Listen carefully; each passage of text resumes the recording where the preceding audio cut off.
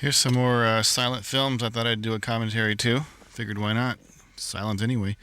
You know, I wanted to make a record, really, of these films. I was looking at some old films that I transferred to tape for the Motes with no date, no record, no nothing. No idea what they were. So I'm glad to do this.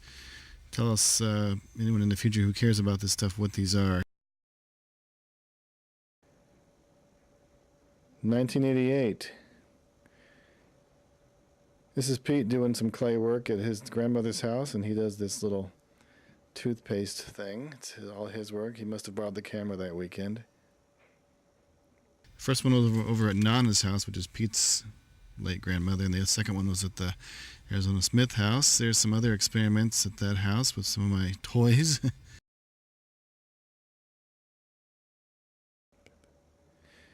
This is actually an animated hand puppet. You can't really even tell, but it is animated, frame by frame.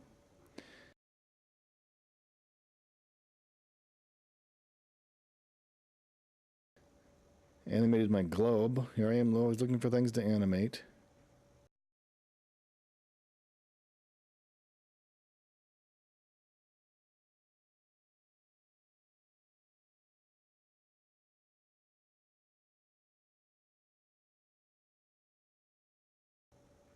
This is interesting. This is me and my mom. She's moving normally, of course, and I was moving through the shot very slowly, so I would appear normal while she was looking, moving fast.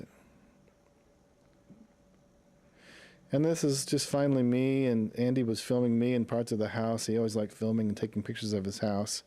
So this is some footage of that house, Arizona Smith house.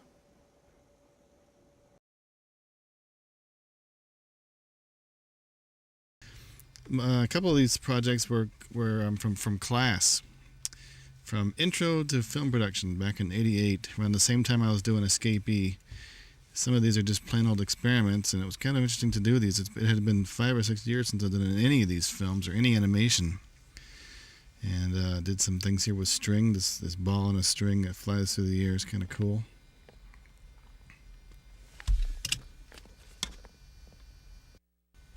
Splat.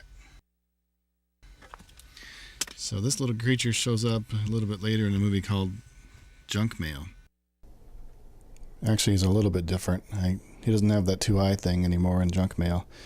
These were my grandmother's little, these are cologne holders, actually, that we ended up getting, and I figured, that might be something to try and animate. So here you have it. And again, this film is so grainy. It's the wrong type of film I used for this.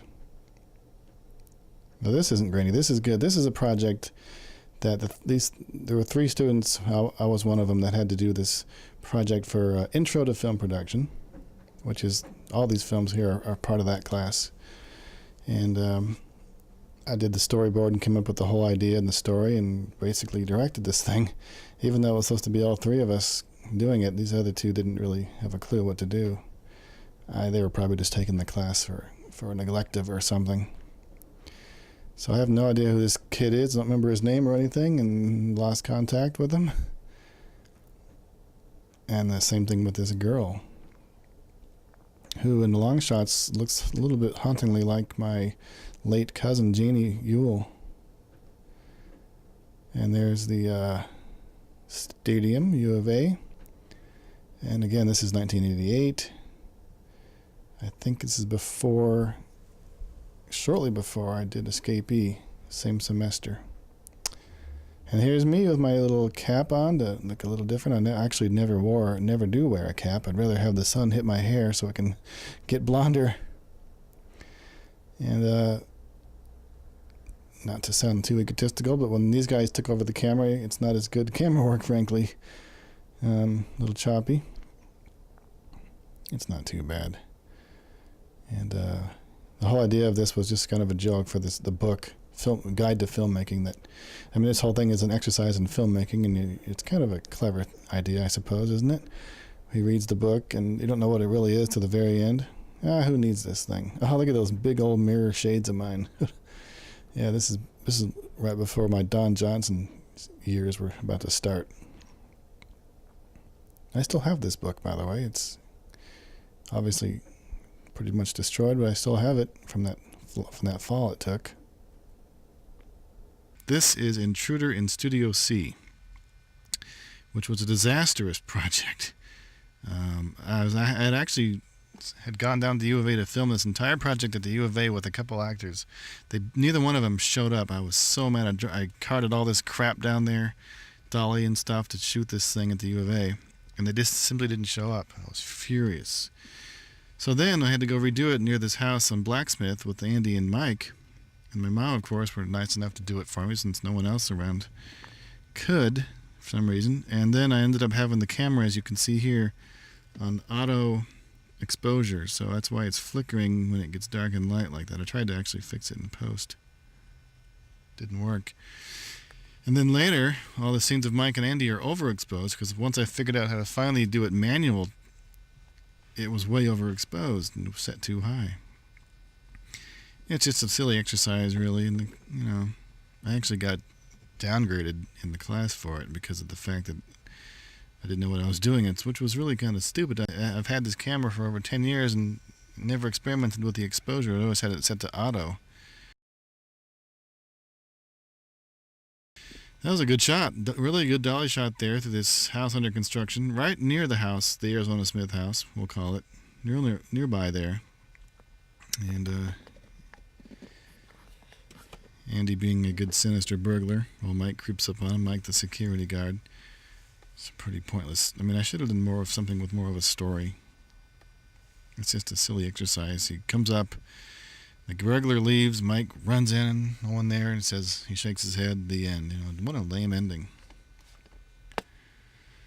And Mike gets this confused with Escapee. He thought this was the same thing as Escapee. He was doing his interview for this project, and he got confused because he thought this is the one he was in where he was dressed up as a cop. And I said, no, this is the one you're not dressed up as a cop. You're just in some sort of windbreaker. Well, now he'll see this DVD and he'll realize his silly mistake. This is an exercise for that same class to do a automobile commercial. So this is my little automobile commercial. I didn't really care too much about this class at the time. I was hot into Escapee and contamination, of course, and those were the projects I was interested in. This was just silly stuff. They had to take this class in order to take the next class. This was the precursor to beginning film production, which would have been where I had made Roadkill. And then, of course, Reality and Stimuli would be intermediate film. But this was intro to film. So I actually used my own camera, which was kind of nice. All the other students had to rent the camera from the school. And crappy cameras they were that didn't even have still frame like this does for animation. So my mom was generous enough to do this. Shot here is backwards, by the way. She pulled away from the camera, and I ended up using this kind of idea and technology much later, as you know, in Distant Echoes and the Ethereal Plane. Yeah, I think this is the last one on this reel. This is the final project for this class, Intro to Film Production, and it's pretty good. I think I did a pretty good job with this, the animation and whatnot. And I can't remember actually if this is before or after we filmed Escapee, but definitely definitely the same semester, I believe. This is the Arizona Smith house. You can tell by the grating on the stairway there. She's right where the henchmen and the evil priest met with that electric ball thing.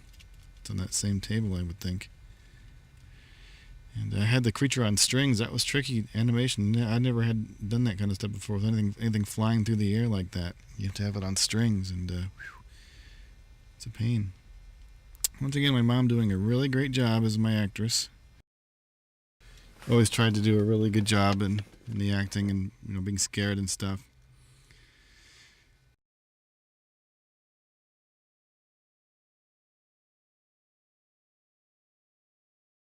And that was some cool animation. I actually had to animate her and her hands doing that whole thing along with the creature. That's another first I had never done before.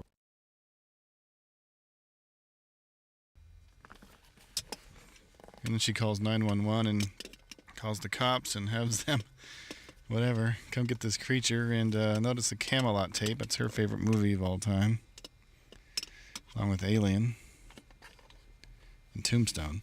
So did I mention that it's May of 2004? That's the end of this reel. So long.